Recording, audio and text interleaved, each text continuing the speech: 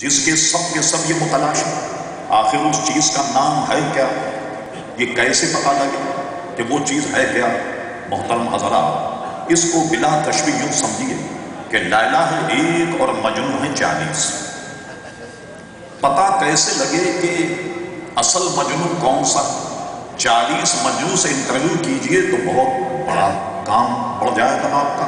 تو اگر مختصر کر کے ہم لیلا سے پوچھ لیں کہ اصل مجنون کون، اور لیلا جب یہ کہہ دے کہ فلاں مجنون ہے، اب تو کوئی ابہام اور کوئی پریشانی سمجھنے میں نہیں ہوگی، کام بھی آسان ہو جائے گا بلا تشبیہ۔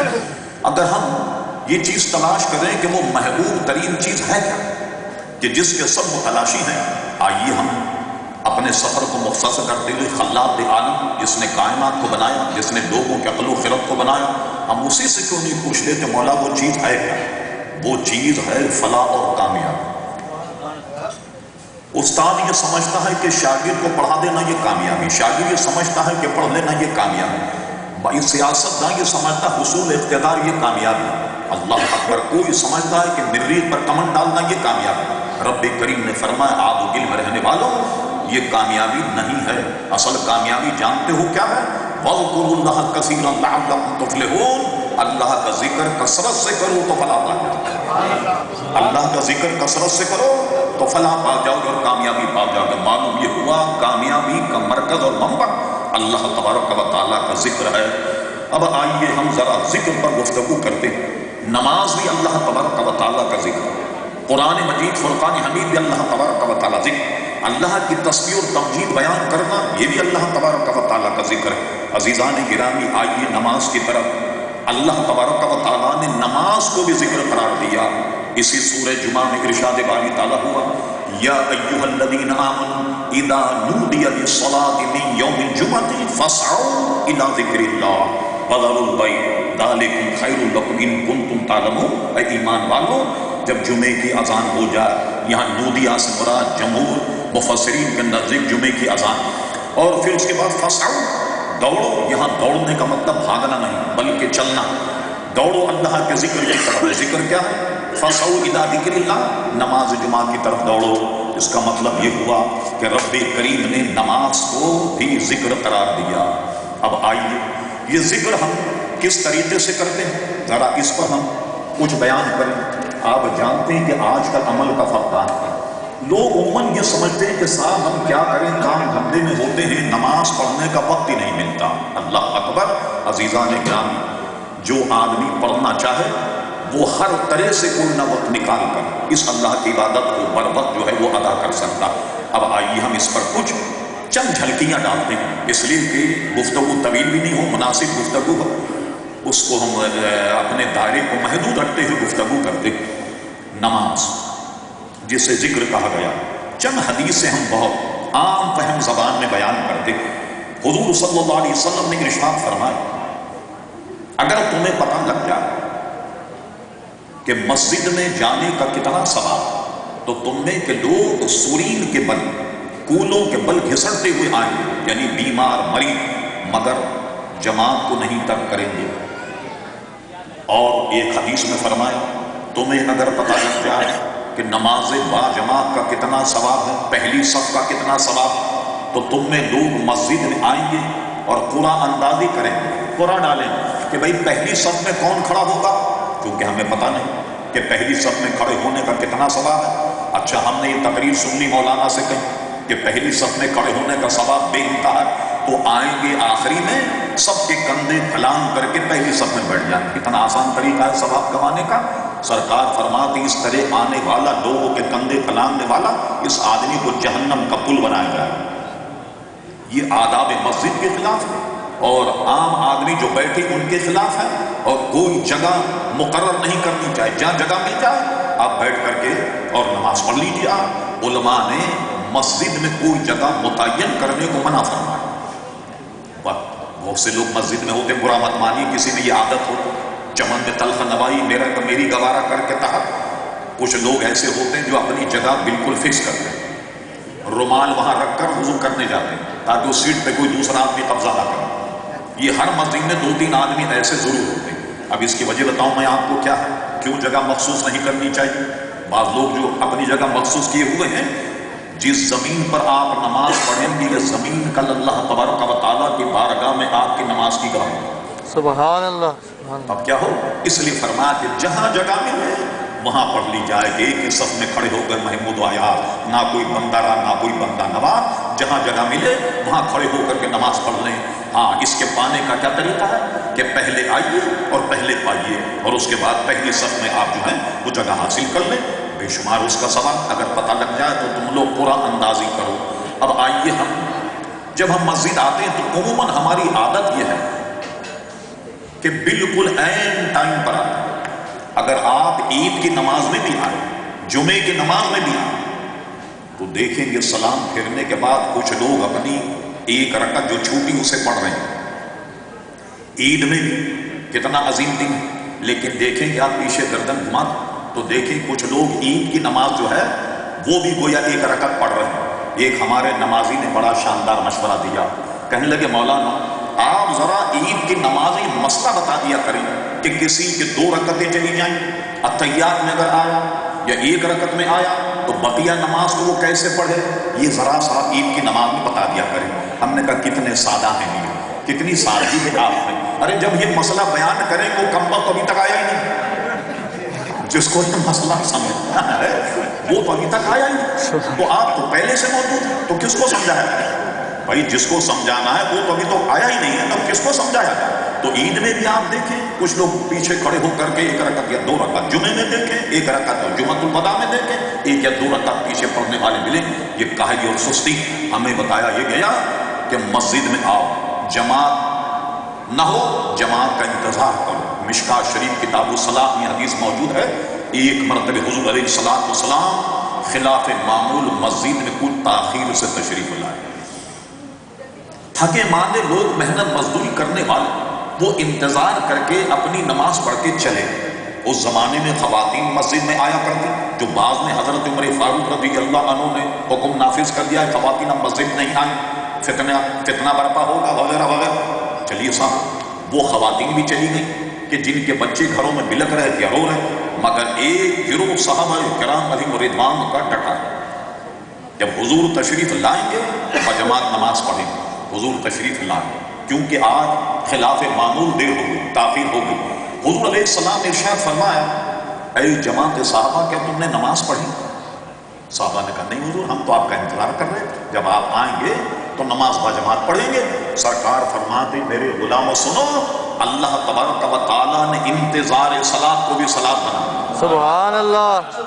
نماز کے انتظار کو بھی نماز بنا دیا۔ گویا کوئی آدمی 1 بجے آن کر مسجد میں بیٹھ جائے اور اس کے بعد جتنا بھوک ڈالو اتنا میٹھا ملے، تلاوت کرے، درود شریف پڑھے، ذکر و اذکار کرے، لیکن کچھ نہ بھی کرے، خالی نماز کا انتظار کرے، تو یہ نماز کا انتظار عزیزان گرامی اس کا جو ہے وہ عبادت میں شامل ہو جائے گا، پورا دورانیہ اس کا نماز کا ہوگا۔ یہ آپ نے سمجھ لی۔ اب آئیے، نماز کا دورانیہ جس کو ہم چھوڑتے ہیں وہ دیکھیے کتنا قیمتی وقت ملحوظ ہے۔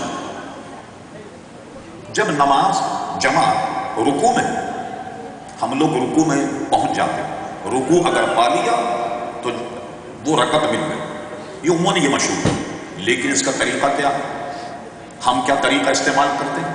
امام اور عوام اگر رکوع میں تو ہم کہتے ہیں اللہ اکبر، سیدھے چلے گئے ہم رکوع میں۔ ہمارے امام اعظم ابو حنیفہ کے مطابق یہ رکعت نہیں ملی۔ کیوں نہیں ملی؟ ایک کہیں تکبیر تحریمہ اللہ اکبر، یہ ہوئی تکبیر تحریمہ، ایک تسبیح کا قیام کرے سبحان اللہ، ایک تسبیح، دوسری تکبیر کہے کہ جائیے رکوع میں اللہ اکبر، اب رکعت ملی۔ ہمارے امام اعظم ابو حنیفہ کا فتویٰ یہ ہے کہ تکبیر تحریمہ میں قیام شرط۔ تو اب آپ نے جب کہا تکبیر تحریمہ تو اللہ اکبر، آپ تو چلے گئے رکوع میں، تو آپ نے تو قیام نہیں کیا۔ اور امام اعظم ابو حنیفہ کا مذہب اور فتویٰ یہ ہے کہ تکبیر تحریمہ کے وقت میں قیام واجب، قیام جو ہے یہ شرط ہے۔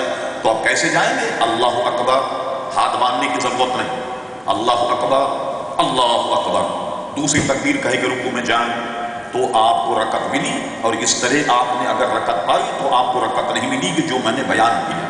لیکن اگر جماعت سجدے میں ہو، اس میں ہمارا معاملہ دیکھیے کیا ہم کیا کرتے ہیں؟ یہ فالتو دو سجدے کیوں کیے جائیں؟ یہ تو بلا وجہ کی پھٹیک ہے. اب امام کو اٹھنے کا انتظار کرتے ہیں، ذرا داڑھی صاف کریں گے، ذرا ٹوپی صحیح کریں گے، ذرا نیفا صحیح کریں گے تاکہ امام جو ہے وہ سجدے سے اوپر آ جائے. اس کے بعد میں قیام میں ملیں گے کہ 2 یا 1 فالتو سجدہ کرنا دیکھا. اللہ اکبر فرمایا گیا کہ اگر آخری سجدے میں 1 تسبیح بھی تم کو ملے سبحان ربی الاعلیٰ تو وہ تسبیح مت چھوڑو. رکعت نہیں ملی لیکن تسبیح 1 بھی اگر سجدے میں پاؤ تو اس کو پاؤ، سجدے کو، اس سے انحراف مت کرو، اس لیے کہ تمہیں کیا پتا تمہاری نجات کون سے سجدے میں. تمہیں پتا ہے تمہاری نجات کون سے سجدے میں؟ ہو سکتا ہے تمہاری نجات اس سجدے میں کہ جس کو تم نے فراموش کر دیا. آج اس سے صرف ایک مثال دے رہا ہوں کہ نماز کا دوران یہ کتنا قیمتی ہے جسے ہم کوئی وقت نہیں دیتے اور فراموش کر رہے ہیں. تو آپ انداز لگائیے اتنا قیمتی سرمایہ جو ہے وہ ہم سب کا سب عزیزان گرامی ضائع کر رہے ہیں. اب ایک مثال میں حضرت عمر فاروق کو دے کر دوسری طرف آتا ہوں. حضرت عمر فاروق رضی اللہ عنہ نے جب عنان حکومت سماجی مسند خلافت متمکن ہوئی، سب سے پہلا خط جو اپنے عاملین گورنر کو لکھا اس میں کیا لکھا؟ فرمایا تمام لوگوں پر نماز جو ہے وہ ضروری ہے، یہ اللہ کی امانت ہے. اگر اس امانت میں کوئی خیانت کرے گا تو دوسرے معاملے میں تو بہت زیادہ خائن ہوگا. جو اللہ کی امانت میں خیانت کرے گا تو دوسرے امور حکومت، امور سلطنت میں جو اس کو عہدہ سونپا گیا تو وہ تو زیادہ اس میں خائن ہوگا. اس لیے سب سے پہلے نماز کی پابندی بہت ضروری ہے. تو میں عرض کر رہا تھا ارشاد باری تعالیٰ ہوا یا ایھا الذین آمنوا اذا نودی للصلاۃ من یوم الجمعۃ فاسعوا الی ذکر اللہ. اللہ تبارک و تعالیٰ کے ذکر کی طرف آؤ. بہت لوگوں نے یہ سمجھا کہ یہ اللہ کا ذکر جو ہے یہ خالی اللہ اللہ کیا جائے، نماز نہ پڑھی جائے. ہمارے یہاں پاکستان میں بلوچستان میں ایک فرقہ جو ذکری فرقہ کہلاتا ہے، وہ خالی ذکر و اذکار کرتا ہے اور نماز نہیں پڑھتا. وہ کہتا ہے کہ نماز بمعنی ذکر ہے. سبحان اللہ، حضور علیہ السلام نے کتنا زبردست معیار قائم فرما دیا. ارشاد فرمایا کہ نماز پڑھو، کیسے پڑھو؟ جیسے مجھے پڑھتے ہوئے دیکھو. سبحان اللہ. اس میں قیام ہے، اس میں رکوع ہے، اس میں سجدہ ہے، اس میں قاعدہ، اس کے مطابق گویا ہم نماز پڑھا کریں. تو رب کریم نے نماز کو بھی ذکر قرار دیا اور قرآن مجید فرقان حمید کو بھی اللہ تبارک تعالیٰ نے ذکر قرار دیا. ارشاد باری تعالیٰ انا نحن نزلنا الذکر وانا لہ لحافظون، یہ ذکر ہم ہی نے نازل کیا اور ہم ہی اس کے محافظ ہیں. دیکھیے قرآن مجید فرقان حمید کو بھی اللہ تعالیٰ نے ذکر قرار دیا اور اس آیت میں جمہور مفسرین کے نزدیک ذکر سے مراد قرآن مجید فرقان حمید ہے. اب 2-3 حدیثیں بیان کر کے آگے چلتے. محترم حضرات، جب اللہ تعالیٰ نے قرآن کو ذکر قرار دیا، اس کے جو اور اسماء گرامی ان میں سے ایک نام اس کا ذکر. وجہ کیا ہے؟ سب سے زیادہ دنیا میں پڑھے جانے والی کتاب قرآن مجید، سبحان اللہ. سب سے زیادہ چھپنے والی کتاب قرآن مجید فرقان حمید، سب سے زیادہ یاد کرنے والی کتاب قرآن مجید، سب سے زیادہ یاد کی جانے والی کتاب قرآن مجید ہے. مجھے بتائیے کہ اس سے بڑھ کر کوئی کتاب ہے دنیا میں؟ اور اللہ تعالیٰ نے اس کا حفظ کتنا آسان کر دیا. میں کراچی میں بہت بڑا جامعہ دارالامجدیہ، تقریباً 800-850 طلبہ پڑھتے، وہاں میں خدمت کرتا. ہم نے دیکھا کہ ایک صاحب آئے، 11 مہینے 11 دن میں ایک نوجوان نے پورا قرآن مجید حفظ کر لیا. سبحان اللہ. ایک نوجوان بچہ آیا اور اس نے صرف 5 مہینے اور چند دن میں پورا قرآن مجید فرقان حمید حفظ کر لیا. ایک ہمارے یہاں ایک صاحب درس نظامی پڑھتے تھے، تو درس نظامی کے دوران ہمیں پتہ ہی نہیں لگا، وہ پورے 8 سال درس نظامی مکمل کیا اور خفیہ طریقے سے نہ جانے کون سا وقت انہوں نے نکالا کہ درس نظامی پڑھتے پڑھتے 8 سال میں پورا قرآن مجید بھی حفظ کر لیا. سبحان اللہ. آپ نے پیر پگاڑا صاحب کا نام سنا ہوگا، ان کا ایک دارالعلوم ہے جامعہ راشدیہ. ابھی وہ عالم دین زندہ، ابھی زندہ ہے. انہوں نے قرآن، وہاں کے شیخ الحدیث، انہوں نے پورا قرآن مجید فرقان حمید 1 مہینے میں یاد کیا. 1 مہینے میں یاد کیا. اعلیٰ حضرت فاضل بریلوی رحمۃ اللہ تعالی علیہ کسی لکھ دیا حافظ احمد رضا. کہا میں تو حافظ نہیں، اور لوگوں کو یہ گمان ہے کہ میں حافظ ہوں. تو ایک مہینے تک وہ دو میں پورے ایک مہینے میں قرآن مجید فرقان میں حفظ کر لیا۔ عزیزان گرامی، سب سے زیادہ تلاوت پڑھنے والی کتاب قرآن مجید فرقان حمید۔ آئیے مشکات شریف، فرمایا اس کے ایک حرف پڑھنے پر ایک نیکی، وہ ایک نیکی 10 گنا۔ اور پھر فرمایا الف لام میم، یہ میں نہیں کہتا کہ ایک حرف، الف الگ حرف ہے، لام الگ حرف ہے، میم الگ حرف۔ تو کیا مطلب ہوا کہ کوئی آدمی بغرض تلاوت قرآن مجید فرقان حمید سے الف لام میم تلاوت کر لے تو 30 نیکیوں کا مستحق ہو گیا، 30 نیکیوں کا مستحق ہو گیا۔ میں نے مرقات میں دیکھا، علامہ ملا علی قاری رحمۃ اللہ علیہ نے ایک اس میں ندرت اور پیدا فرما دی۔ فرمایا یہ جو حدیث میں ہے الف لام میم پر 30 نیکیاں ہیں، فرماتے ہیں یہ وہ الف لام میم نہیں جس کو ہم کہتے ہیں الف لام میم ذالک الکتاب لا ریب فیہ، وہ فرماتے ہیں الف لام میم سے مراد جانتے ہو کیا ہے؟ یہ آیت الم تر کیف فعل ربک باصحاب الفیل، یہاں دیکھیں لفظ ہے الم، فرمائیے یہ 3 حروف ہیں، اگر یہ تلاوت کرو تو 30 نیکی پاؤ۔ الم تر الی الذی حاج ابراہیم فی ربہ ان آتاہ اللہ الملک، میرے حبیب کیا تم نے اس شخص کو نہیں دیکھا جو ابراہیم علیہ السلام کے رب کے بارے میں جھگڑا، ان آتاہ اللہ الملک، کہ جس کو اللہ تبارک و تعالی بڑا ملک عطا فرمائے۔ فرماتے ہیں یہ ہے وہ الف لام میم، اور یہ جو ہم کہتے ہیں الف لام میم ذالک الکتاب لا ریب فیہ، فرماتے ہیں اس میں بظاہر تو 3 اور حقیقت میں 9 ہیں۔ اب ذرا ذہن میں خاکہ بنا الف، اس کو ہجے کیجئے، الف لام اور فے، الف لام لام الف اور میم، یہ 3، میم میم یہ اور میم یہ 3، تو بظاہر تو 3 ہیں اور حقیقت میں 9 ہیں۔ کیا نتیجہ نکلا کہ ان حروف کو تلاوت کرنے والا 90 نیکیوں کا مستحق ہے۔ اب میں آپ سے پوچھتا ہوں، مجھے بتائیے اس 24 گھنٹے میں آپ نے کوئی تلاوت کے لیے وقت نکالا؟ کوئی 10 منٹ ہیں آپ کے پاس، 5 منٹ ہیں کہ آدھا پارا پڑھ لیں، پاؤ پارا پڑھ لیں؟ نہیں، ہم نے تلاوت کو فراموش کر دیا۔ آج کل ہمارے یہاں کیا ہوتا ہے، بہت اچھی رسم ہے کہ جب جہیز کا سامان جاتا تو دلہن کے یہاں پہلے جہیز میں قرآن مجید جاتا، بہت اچھی بات، پھر جہیز کا سامان بھیجا جاتا۔ جب گھر بس گیا تو گھر بسنے کے بعد کیا ہوتا، آپ جائیے اور ذرا جھٹکا لگائیے تو پتہ لگے کہ آدھی چھٹا مٹی نکلے گی، نہ دلہن نے پڑھا نہ دولہے نے۔ میاں مٹھو دولہے سے پوچھئے یہ قرآن مجید آپ نے رکھا ہوا ہے، یہ آپ تلاوت نہیں کرتے؟ تو آپ کو دولہا جواب دے گا ہماری بیگم کو ڈراؤنے خواب پڑتے ہیں۔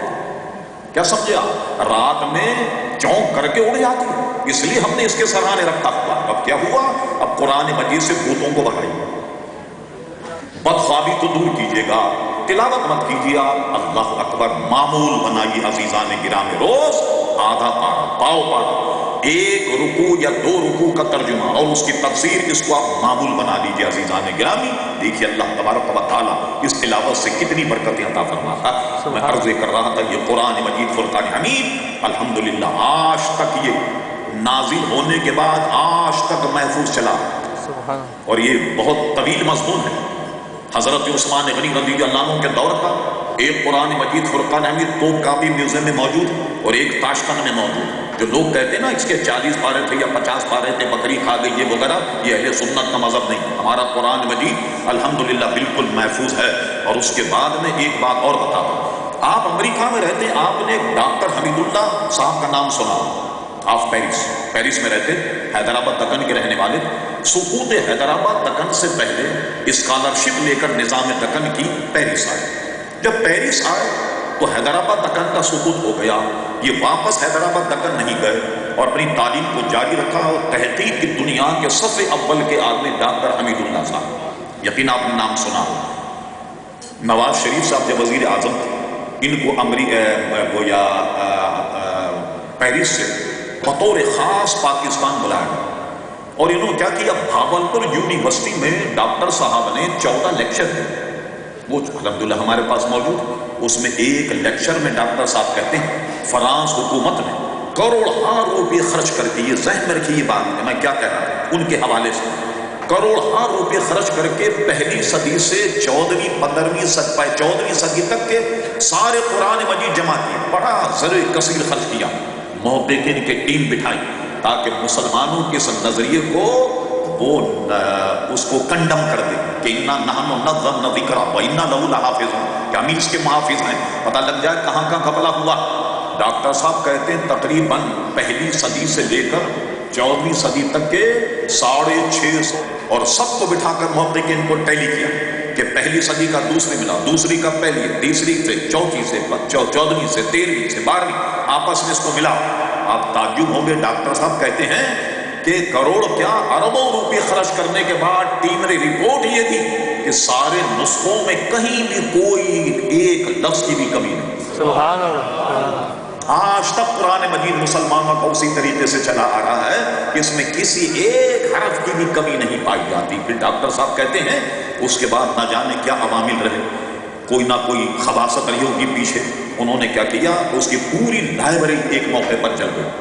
جب اس میں آگ لگی یہ سارے 600 نسخے تلف ہو گئے، لیکن کیا ہوا، اس سے پہلے رپورٹ آ چکی تھی کہ ان قرآن مجید فرقان حمید نسخے میں کہیں کوئی تردد نہیں پایا جاتا، کسی ایک حرف کی کمی یا بیشی 1400 سال کے نسخوں میں نہیں ہے۔ یہ اللہ تبارک و تعالیٰ کا کلام، میں حفاظت کروں تو میرا حافظہ خراب ہو سکتا، اگر پریس پر سونپ دیا جائے تو پریس بند ہو جائے تو چلا جائے۔ فیضان گرامی، رب کریم نے اپنے ذمہ کرم پر لے لیا کہ میں اس کا محافظ ہوں، تو اس میں کیسے کوئی گڑبڑ ہو سکتی؟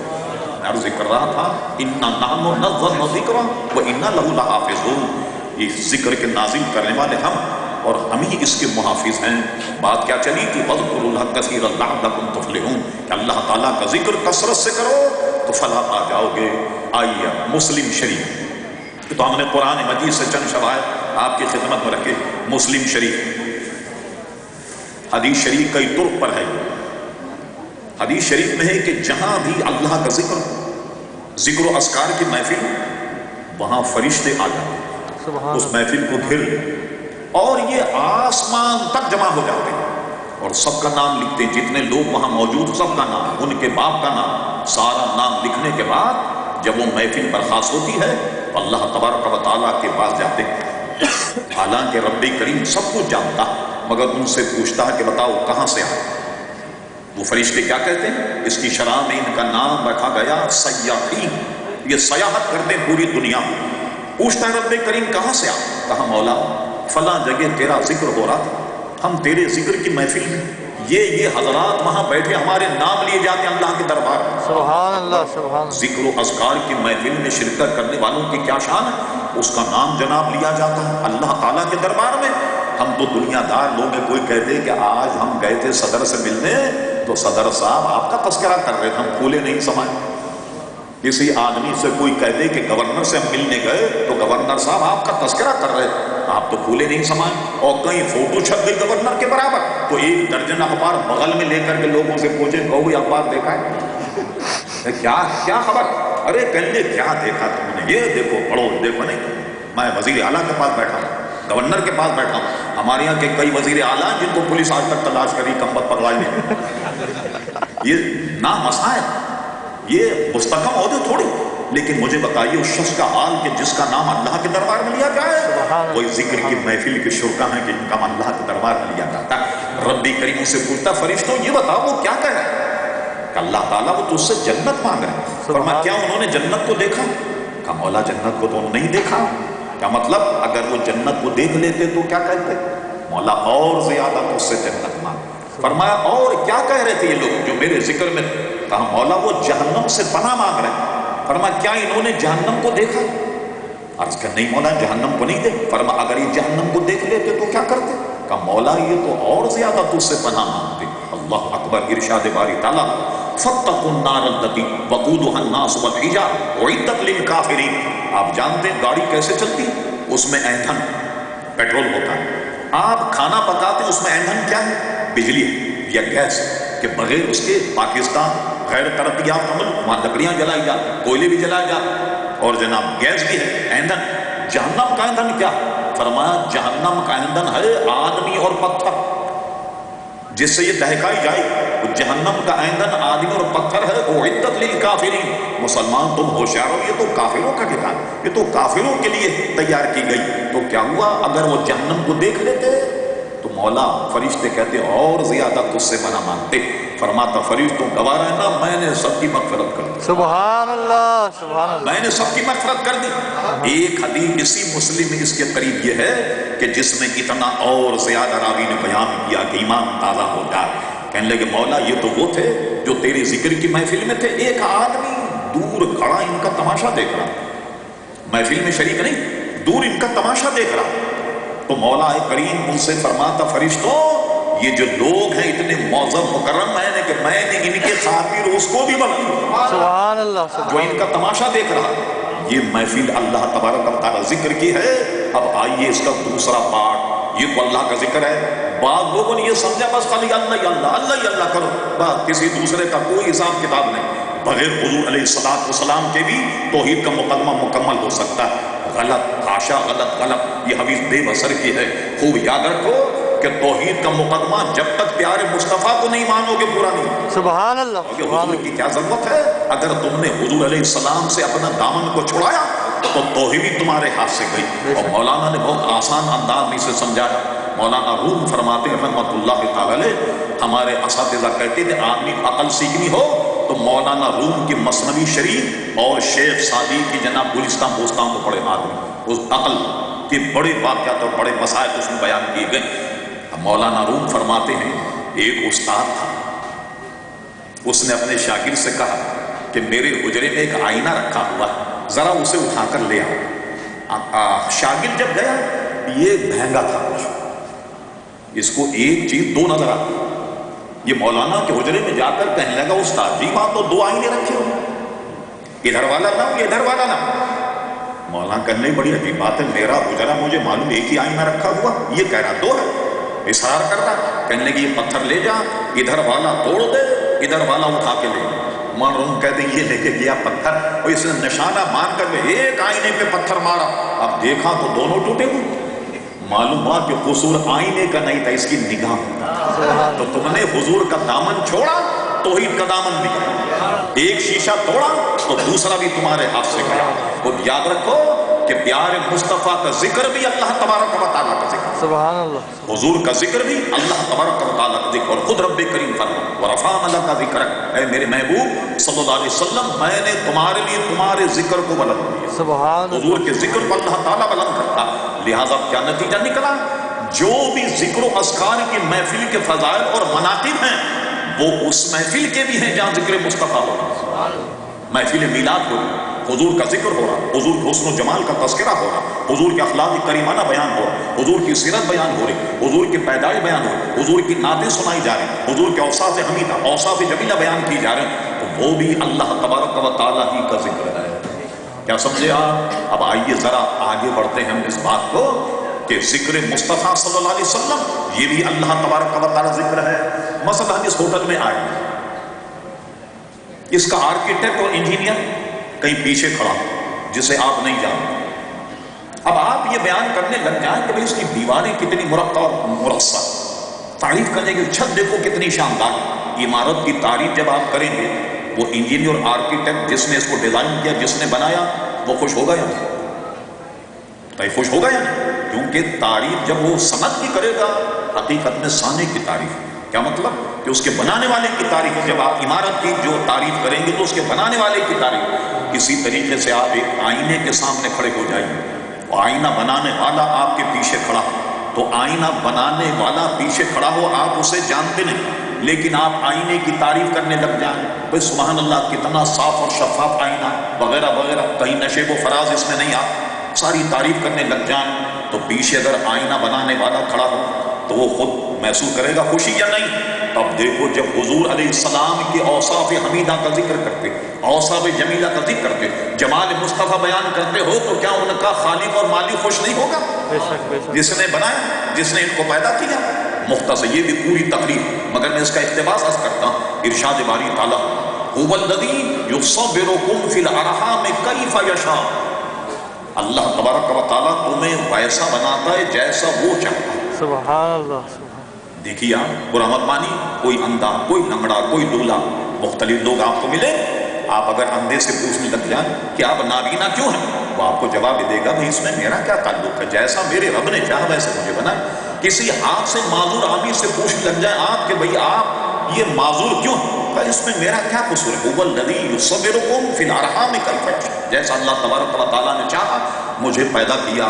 کسی دولے سے آپ پوچھنے لگ جائیں کہ صاحب آپ ٹانگ سے معذور کیوں ہیں، وہ بھی آپ کو یہی جواب دے گا جیسا اللہ تبارک و تعالیٰ نے چاہا مجھے پیدا کیا۔ معلوم ہوا الذی یصورکم فی الارحام کیف یشاء، تمہارے ماؤں کے پیٹ میں اللہ تبارک و تعالیٰ تمہیں ویسا بناتا ہے جیسا وہ چاہتا ہے۔ تو آپ پر قدرت نہیں کہ آپ اپنی شکل اور اپنا ڈیزائن متعین کریں کہ میں یوں بننا چاہتا ہوں، نہیں، یہ تو ہے قانون ساری عوام کا، ساری انسانیت کا۔ اب آئیے پیارے مصطفیٰ صلی اللہ علیہ وسلم، اللہ اکبر، ممبر شریف بٹھا ہوا حضرت حسان ابن ثابت ممبر پر جلوہ کر حضور علیہ السلام دعا کرتے، حسان ابن ثابت شروع کرو میری تعریف اور توصیف، اور اللہ تعالیٰ روح القدس کے ذریعے سے تمہاری مدد فرمائے۔ کلام پڑھو، اس کلام میں فن حدیث میں کوئی قول رسول ہو اس کو بھی حدیث کہتے ہیں، ادائے رسول ہو اس کو بھی حدیث کہتے ہیں۔ کیا مطلب کہ حضور ایسے کھاتے ہیں، یہ بھی حدیث، حضور ایسے پیتے، یہ بھی حدیث۔ حدیث کے اقسام میں سے ایک ہے حدیث تقریری۔ حدیث تقریر کیا مطلب کہ حضور کے سامنے وہ بات کہی گئی اور حضور نے منع نہیں فرمایا، خاموش ہو گئے، حضور کا خاموش ہونا بھی حدیث۔ سبحان اللہ، سبحان اللہ۔ اس کو کہتے ہیں فن حدیث میں حدیث تقریری۔ تو یہ حدیث تقریری ہو گئی۔ حسان ابن ثابت بیٹھ کر کہتے خلقت مبرأ من کل عیب کأنک قد خلقت کما تشاء، اللہ تعالیٰ نے آپ کو ہر عیب سے مبرأ اور منزہ پیدا کیا۔ میں بتا دوں کہ آپ کو کیسے بنایا اللہ تبارک و تعالیٰ نے؟ وہ اللہ اکبر فرماتے ہیں، عرض کرتے ہیں حضور علیہ السلام کے سامنے کہ خلقت مبرأ من کل عیب کأنک قد خلقت کما تشاء، یا رسول اللہ آپ کو تو رب نے ویسا بنایا جیسا آپ نے چاہا۔ نعرہ تکبیر، نعرہ رسالت، یا رسول اللہ۔ اللہ تعالیٰ نے آپ کو ویسا بنایا جیسا کہ آپ نے چاہا۔ اللہ اکبر، یہی وجہ ہے کہ صحابہ کرام علیہم رضوان جمال مصطفیٰ بیان کرتے۔ اس فقیر حقیر نے جمال مصطفیٰ پر ایک بڑی ضخیم کتاب دی جس کو ضیاء القرآن نے پبلش کیا اور وہاں سے مل سکتی ہے آپ کو۔ تو چند باتیں میں نے اس میں لکھی، اس کو پڑھیے آپ۔ حضور علیہ السلام کے اوصاف حمیدہ اور حسن و جمال پر وہ ہے۔ اور صحابہ کرام کہتے ہیں اللہ اکبر، جب حضور کے چہرے کا دیدار کرتے حضور کے رخسار، حضور کے گال ایسے ہوتے جیسے پگھلی ہوئی چاندی۔ اللہ اکبر، جب مسکراتے تو دانتوں کی سان جو خلا اس میں سے نور کی کرنیں نکلا کرتی۔ علامہ ابن عساکر جو تاریخ دمشق کے مصنف اور مؤلف ہیں، 40 جلدوں میں تاریخ دمشق، علامہ ابن عساکر وہ لکھتے ہیں کہ حضرت ام المومنین عائشہ صدیقہ رضی اللہ عنہا صبح اندھیرے کے وقت کچھ سی رہی، سیتے میں سوئی گم گئی، اندھیرے میں اس کو ہر چند تلاش کیا مگر سوئی نظر نہیں آئی۔ اچانک حضور علیہ السلام حجرے میں تشریف لائے، فرماتے حجرہ اتنا روشن ہو گیا کہ میں نے رخ تابان کی روشنی میں سوئی کو تلاش کیا۔ سبحان اللہ، سبحان سوئی کو تلاش کرے حسن و جمال حضور علیہ السلام۔ اسی کو اعلیٰ حضرت امام اہل سنت مجدد نیت حاضرہ صاحب الحجت القاہر المؤید ملت طاہر مولانا شاہ احمد رضا خان فاضل بریلوی رحمت اللہ علیہ فرماتے سوزن گم شد ملتی ہے تبسم سے تیرے، شام کو صبح بناتا ہے اجالا کیسے۔ سبحان اللہ، سبحان ہو جائے تو صبح بنا دیتا ہے اجالا حضور علیہ السلام رخ تاباں کا۔ اللہ اکبر، حضور علیہ السلام کی پیشانی مبارک اتنی روشن کہ اعلیٰ حضرت امام اہل سنت کیا پیارا لطیف اشارہ کر گئے کہ چاند و سورج مچل مچل کر زمین کی خیرات مانگتے تھے۔ سبحان اللہ، سبحان ایسی پیشانی حضور علیہ السلام کی روشن، ناک مبارک، بینی مبارک اعتدال کے ساتھ اٹھی ہوئی، آنکھیں ایسے جیسے کہ سرما لگا ہوا۔ یہ ساری تعریف بیان کریں تو یہ تعریف آئینہ بھی تو آئینہ گر کی ہے، اللہ۔ آئینے کی تعریف بھی تو آئینہ بنانے والے کی۔ اس لیے اقبال کہتا رخ مصطفیٰ ہے وہ آئینہ کہ پھر ایسا دوسرا آئینہ نہ ہماری بزم خیال میں نہ دکان آئینہ۔ سبحان اللہ، اللہ اکبر، وہ حسن و جمال ہے پیارے مصطفیٰ علیہ السلام۔ استاد زمن شہین شاہ سخن مولانا حسن نے بڑی پیاری بات کہی، یہ نمک کو کہتے ہیں ملی۔ ہم کسی کا تذکرہ کرتے ہیں کہ بھئی اس آدمی کے چہرے پر بڑی ملاحت ہے، یعنی اس کے چہرے پر بڑا نمک ہے، تو یہاں نمک سے مراد کیا ہوتا ہے؟ حسن و جمال، چہرے پر ملاحت ہے، حالانکہ ملی فی الواقع نمک کو کہتے ہیں۔ تو کہ اس کا چہرہ بڑا نمکین، کہتے ہیں بڑا اس کا چہرہ ملک اور اس کے چہرے پر بڑی ملاحت ہے۔ اللہ اکبر، جتنوں کو حسن ملا وہ حضور کے حسن صدقے میں ملا۔ استاد زمن کہتے ہیں کہ دنیا کے حسینوں کو جو دینی کی ملاحت تو تھوڑا سا نمک ان کے نمکدان سے نکالا، تو پیارے مصطفیٰ کے نمکدان کا نمک ہے جو دنیا میں حسن و جمال آپ عزیزان گرامی دیکھ رہے ہیں۔ یہ شان ہے پیارے مصطفیٰ صلی اللہ علیہ وسلم کی۔ میں یہ کہہ رہا وَاذْكُرُوا اللَّهَ كَثِيرًا لَعَلَّكُمْ تُفْلِحُونَ، فلاح جب پاؤ گے جب اللہ کا ذکر کرو گے تو اللہ کا ذکر تو ہے اللہ کا ذکر، ذکر مصطفیٰ بھی اللہ تبارک و تعالیٰ کا ذکر، سبحان اللہ۔ اور کائنات میں کوئی جگہ ایسی نہیں جہاں ذکر مصطفیٰ نہ ہو رہا۔ غور کیجیے آپ، میں قرآن کی زبان میں آپ کو سمجھاتا ہوں۔ ارشاد باری تعالیٰ الحمدللہ رب العالمین، تمام عالمین کا رب ہے اللہ تبارک و تعالیٰ۔ عالمین کہاں کہاں، میری آپ کی رسائی نہیں، جہاں چاہتا خدا کی خدائی وہاں تک اللہ تبارک و تعالیٰ کی حمد و ثنا ہو رہی ہے یا نہیں؟ عالمین کا رب ہے، کائنات کا کوئی ذرہ ایسا نہیں جو اللہ تبارک و تعالیٰ کی دست قدرت سے باہر۔ اب اس آیت کو پھر پڑھیے اسی وزن پر، الحمدللہ رب العالمین وما ارسلناک الا رحمۃ للعالمین، وما ارسلناک الا رحمۃ للعالمین، اے میرے محبوب صلی اللہ علیہ وسلم میں نے تمام عالمین کے لیے تمہیں رحمت بنا کر بھیجا۔ نتیجہ نکلا جہاں جہاں خدا کی خدائی ہے پیارے مصطفیٰ کا رحمت وہاں وہاں موجود ہے۔ سبحان اللہ۔ کائنات کا کوئی ذرہ ایسا نہیں جو ذکر مصطفیٰ نہ کر رہا، کائنات کا کوئی گوشہ کوئی ایسا نہیں جو ذکر مصطفیٰ صلی اللہ تعالی علیہ وسلم عزیزان گرامی نہ کر رہا۔ یہی وجہ ہے کہ ذکر مصطفیٰ صلی اللہ علیہ وسلم دنیا بھر میں ہو رہا ہے، اور خصوصیت کے ساتھ جب میلاد النبی کا موقع آ جائے تو آپ دیکھیے بالخصوص پاکستان، ہندوستان، بنگلہ دیش، بالعموم امریکہ، برطانیہ، ساری مسلم دنیا عزیزان گرامی وہ حسن و جمال کے ساتھ ذکر ہوتا ہے پیارے مصطفیٰ صلی اللہ علیہ وسلم کا، حضور کا حسن و جمال، حضور کے پیدائش، حضور کا میلاد جو بیان کیا جاتا ہے۔ اللہ اکبر اللہ اکبر۔ عزیزان گرامی پاکستان میں کراچی والوں سے آپ پوچھئے جو 12 ربیع الاول کا جلوس نکلتا ہے بلا مبالغہ اس میں 10 لاکھ آدمی ہوتا ہے۔ سبحان اللہ۔ اس میں سبحان آپ کو یاد ہے کہ بم دھماکہ ہوا تھا، 62-63 حضرات اسٹیج پر اسی وقت جہاں بحق ہو گئے۔ یہ پورے علاقہ کراچی سے جو جلوس نکلتا ہے یہ سب کو آپ شمار کیجیے 1 بلین سے کم آدمی نہیں ہوتا، اور میں اور آپ یہ ذکر کر کے کیا فارغ ہو گئے؟ کیا ہم نے حضور علیہ السلام حق ادا کر دیا؟ نہیں، یہ نعتواں جو کلام پڑھتے میں جو بیان کرتا ہوں یہ آپ سنتے، یہ تو صرف اس لیے ہے کہ حضور علیہ السلام کے چاہنے والوں میں ہمارا نام ہے، بے شک۔ اس حسن و جمال کا بیان کرنے والوں میں ہمارا نام آ جا۔ ورنہ حقیقت کیا ہے؟ فرمایا یا ابا بکر، اے ابو بکر صدیق، میری حقیقت کو سوائے میرے رب کے کوئی نہیں جانتا۔ سبحان اللہ۔ سبحان حضور کی حقیقت کو کوئی نہیں جانتا سوائے اللہ تبارک و تعالیٰ۔ اور کس سے کہہ رہے ہیں؟ حضرت ابو بکر صدیق کہہ رہے ہیں، جن کے متعلق فرما جو کچھ میرے سینے میں تھا میں نے وہ ابو بکر صدیق کے سینے میں ڈالا۔ سبحان اللہ۔ اللہ اکبر۔ فضائل و مناقب حضور علیہ السلام۔ اب ایک مثال دیتا ہوں، علامہ امام جلال الدین سیوطی رحمۃ اللہ تعالی تاریخ الخلفاء میں اسے نقل فرمائے، پھر حضور علیہ السلام کے مقام کا اندازہ لگائیے۔ ذکر مصطفیٰ کیا؟ ایک دن جبریل امی سے حضور علیہ السلام نے پوچھا، اے جبرائیل ذرا حضرت عمر کی فضیلت تو بیان کر، کتنی محبت ہے حضرت عمر رضی اللہ عنہ سے۔ جبریل حضرت عمر کے ذرا فضائل و مناقب بیان کر لیں۔ چلیے صاحب ہم اور آپ اپنی کسی شیخ اپنے استاد کے فضائل بیان کر لیں، کتنی دیر لگے؟ ذرا بیان کریں ہم۔ لیجیے صاحب وہ حافظ قرآن تھے، عالم دین تھے، یہ تقویٰ تھا، وہ تھا، وغیرہ وغیرہ وغیرہ۔ لیجیے گھنٹہ 2 گھنٹہ ہم نے تذکرہ کیا، مٹیریل ختم ہے یا نہیں؟ جبریل امی کہتے امام سیوطی کو پڑھیے کہ یا رسول اللہ صلی اللہ علیہ وسلم اگر اللہ تبارک و تعالیٰ نوح علیہ السلام کے برابر بھی کسی کو عمر عطا فرما اور وہ حضرت عمر فاروق کے فضائل بیان کرے، وہ عمر بھی کم ہے فاروق اعظم کے فضائل اس سے زیادہ۔ سبحان اللہ۔ سبحان اللہ۔ امام جلال الدین سیوطی رحمۃ اللہ تعالی علیہ کو تاریخ الخلفاء۔ اچھا صاحب یہ بات جو یہ اتنا وقت نہیں کہ یہ ان کی فضائل جتنی حضرت نوح علیہ السلام کی عمر کتنی ہوگی؟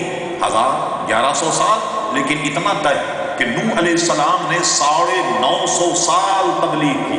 سبحان اللہ۔ 950 سال۔ ایمان لانے والوں کی تعداد 80-100 سے تجاوز نہ کر سکی۔ اللہ کے نبی کو جلال آ گیا، قرآن مجید فرما وَقَالَ نُوحٌ رَبِّ لَا تَذَرْ عَلَى الْأَرْضِ مِنَ الْكَافِرِينَ دَيَّارًا، اے اللہ تعالیٰ ایک کافر کو بھی زمین پر زندہ مت چھوڑ، سب کا ملیا میٹ کر دے. انک ان تذرهم یضلوا عبادک، اگر تو نے انہیں زندہ چھوڑا یہ تیری عبادت نہیں کرے. ولا یلدوا الا فاجرا کفارا، نہ جنیں گے نہ یعنی ان کی اولاد جو ہوگی وہ بھی فاجر اور وہ بھی کافر اور فاسق ہوگی. لیجیے صاحب ساری قوم تباہ ہوگی. بارہا آپ نے علماء سے سنا ہوگا، کم سے کم اتنا تو پتہ لگ گیا نوح علیہ السلام کی عمر کا کہ اسلام کا تبلیغی دورانیہ کوئی آدمی 950 برس تبلیغ کرے فضائل بیان کرے تب بھی حضرت عمر فاروق کے فضائل اس سے بھی زیادہ. مجھے بتائے پھر ابو بکر صدیق کا کیا حال تھا جن کے لیے حضور فرماتے ابو بکر تمہاری ایک نیکی، حضرت ام المؤمنین حضرت عائشہ صدیقہ سے سوال کرنے کے جواب میں فرمایا تمہارے والد کی ایک نیکی عمر فاروق کی پوری زندگی کی نیکیوں کے برابر. سبحان اللہ. اب آئیے فضائل صدیقہ پر غور کریں، پھر اس کے بعد اس میں غور کیجئے کہ فاروق اعظم کا منصب ایسا، صدیق اکبر کی پوری زندگی فاروق اعظم کی پوری زندگی جو ہے ایک نیکی حضرت ابو بکر صدیق ان کے برابر. اب آپ ذرا خود ہی مسئلہ حل کر لیں کہ جن کی نگاہوں سے ان میں یہ مدرک پیدا، جن کی نگاہ کرم نے ان میں وہ فضائل اور مناقب بیان کر دیے، وہ آپ کا کتنے فضائل ہیں. سبحان اللہ. حضور علیہ السلام کے فضائل اور مناقب کون بیان کر سکتا. عزیزان گرامی، اس لیے میں عرض کر رہا تھا کہ حضور علیہ السلام کا تذکرہ، حضور علیہ السلام کا ذکر شریف بھی اللہ تبارک و تعالیٰ کا عزیزان گرامی ذکر. آئیے شیخ محدث شاہ عبدالحق محدث دہلوی رحمۃ اللہ علیہ بڑی معذرت کے ساتھ حوالہ ملاحظہ فرمائے، اخبار الاخیار کراچی مدینہ پبلشنگ سے چھپی، 2 علماء دیوبند نے اس کا ترجمہ کیا.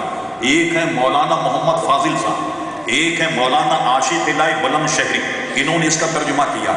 ہمارے یہاں مدینہ پبلشنگ MA جنار روڈ، یہاں سے یہ چھپی کتاب، اس کا صفحہ نمبر 624 نکالیا. کسی کے پاس کراچی کے مطبوع ہے تو آپ نکالیے، میں حوالہ نکال کے دوں. شیخ محدث شاہ عبدالحق محدث دہلوی کیا کہتے ہیں؟ اے اللہ تبارک و تعالی، عبدالحق کے پاس کوئی ایسی نیکی نہیں جو تیرے دربار میں پیش کرنے کا لائق سمجھ، کوئی ایسی نیکی نہیں. حالانکہ اتنے بڑے عالم، مشکات شریف کی شرح اور جناب سیرت پر 2 جلدیں زبان فارسی، مسلمانوں کی زبان فارسی، اور یہ کل یا پرسوں یا سال 2 سال یا 100 سال کی بات نہیں. شیخ محدث شاہ عبدالحق محدث دہلوی کا وصال 1052 ہجری میں ہوئی. بتائیے کئی 100 سال پرانی بات ہے. دیکھیے ان کا ایمان، ان کا اس معاملے میں نظریہ، اور ہماری بر صغیر کی تمام حدیث کے سندیں شاہ عبدالحق محدث دہلوی رحمۃ اللہ علیہ سے ملتی ہیں. سند حدیث لانے والے ہندوستان میں شاہ عبدالحق محدث دہلوی. سنیے کیا فرما رہے ہیں، اگرچہ ان کی اور کتاب بھی موجود ہے، بہت تفصیل سے اس میں انہوں نے ذکر کیا. کہتے ہیں اتنی نیکی، اتنا کام کیا، اس کے باوجود کہتے ہیں کہ تیرے دربار میں پیش کرنے کے لائق کوئی سامان ہی نہیں. لیکن اے مولا، مجھے امید ہے کہ عبدالحق کی ایک نیکی ایسی ہے جو ضرور تیرے دربار میں قبول ہو، جس سے میں اس کو نجات کی امید رکھتے، وہ ضرور تیرے دربار میں قبول ہو، وہ تو کبھی بھی مسترد نہیں کرے گا. اور وہ نیکی یہ ہے کہ میں تہجد پڑھتا ہوں، نہیں وہ بھی نیکی یہ نہیں. کیا میں 5 وقت کا نماز پڑھتا ہوں؟ وہ تو ہم سب کو پڑھنی چاہیے. مولا میں اتنی خیرات کرتا ہوں، وہ تمہیں ہمیں دن اللہ توفیق دے سب کو، مگر فخر کس پر ہے؟ مولا ایک کام میں ایسا کرتا ہوں تو یقیناً تیری دربار قبول ہوگا، وہ یہ ہے کہ محفل میلاد کے وقت کھڑے ہو کر میں صلاۃ و سلام پڑھتا ہوں. سبحان اللہ. سبحان اللہ. تکبیر، اللہ اکبر. یا رسول اللہ. دیکھا کس پر فخر کر رہے ہیں؟ حضور پر درود و سلام، ذکر و اذکار پر حضور علیہ السلام کے فخر کر رہے. اتنا بڑا محدث، اللہ اکبر. میں عرض کر رہا تھا کائنات کا کوئی ذرہ، کوئی حصہ ایسا نہیں جہاں رب کی ربوبیت نہ ہو اور جہاں پیارے مصطفیٰ صلی اللہ تعالی علیہ وسلم کا عزیزان گرامی تذکرہ نہ. اقبال اپنی زبان میں کہتا اور بہت خوب کہتا دشت میں دامن کوہسار میں میدان ہے. فارسی میں کوہسار کہتے ہیں پہاڑ. کہتا دشت میں پہاڑ کے دانوں میں دیکھو تو بھی ذکر مصطفیٰ ملے گا. دشت میں دامن کوہسار میں میدان میں، بحر میں موج کی آغوش میں، طوفان میں، چین کے شہر تو مرا فش کے بیان میں، اور پوشیدہ مسلمان کے ایمان میں ہے. چشم اقوام یہ نظارہ ابد تک دیکھے، رفت رفانہ لکا ذکر دے. کائنات ایسا ذرہ ہے جہاں ذکر مصطفیٰ صلی اللہ علیہ وسلم ہوتا. اور اعلیٰ حضرت امام اہل سنت مولانا شاہ احمد رضا خان فاضل بریلوی نے بہت پیاری بات کہی دی. کہتے ہیں عرش پہ تازہ چھیڑ چھاڑ، فرش پہ طرفہ دھوم تھا، اجی کان جدھر لگائیے ایک ہی داستان. سبحان اللہ جدھر بھی کان لگاؤ اور مصطفیٰ صلی اللہ علیہ وسلم کی داستان کیوں نہ ہو کہ اللہ کے حبیب اللہ کے محبوب ہیں. کوئی دنیا اور کوئی حصہ ایسا نہیں جہاں ذکر مصطفیٰ صلی اللہ تعالی علیہ وسلم عزیزان گرامی نہ ہو رہا. لہذا فلاح کا راستہ یہی ہے اللہ اس کے رسول کا ذکر کثرت سے کیا جائے.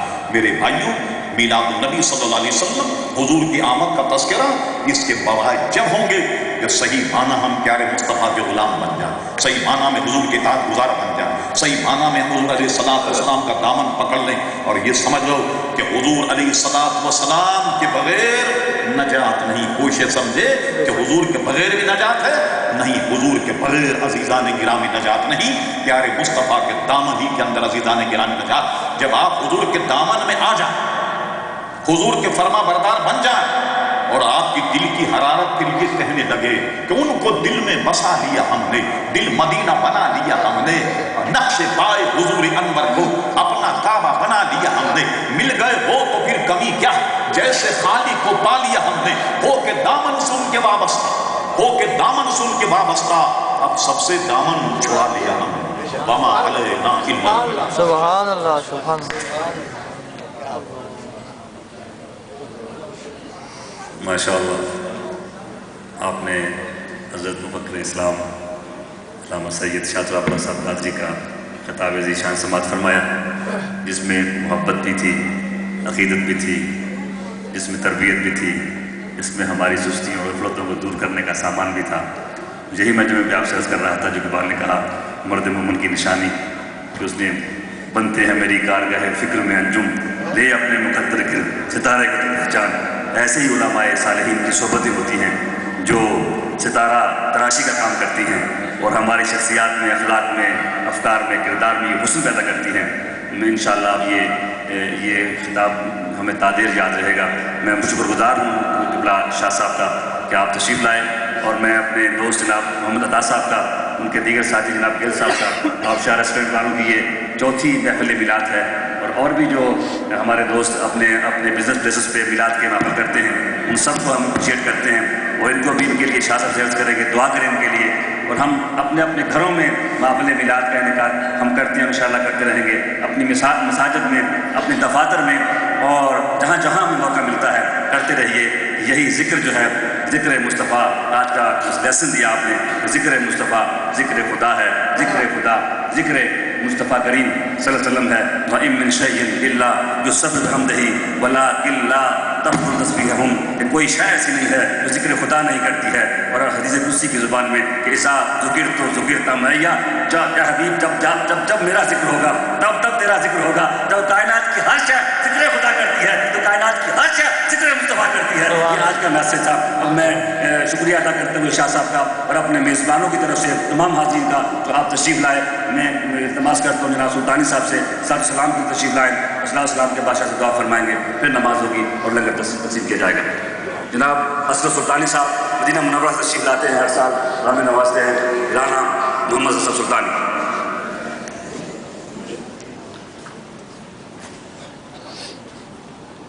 یا نبی سلام علیکہ, یا رسول سلام علیکہ, یا حبیب سلام علیکہ, صلوات اللہ علیکہ, صلوات اللہ علیکہ.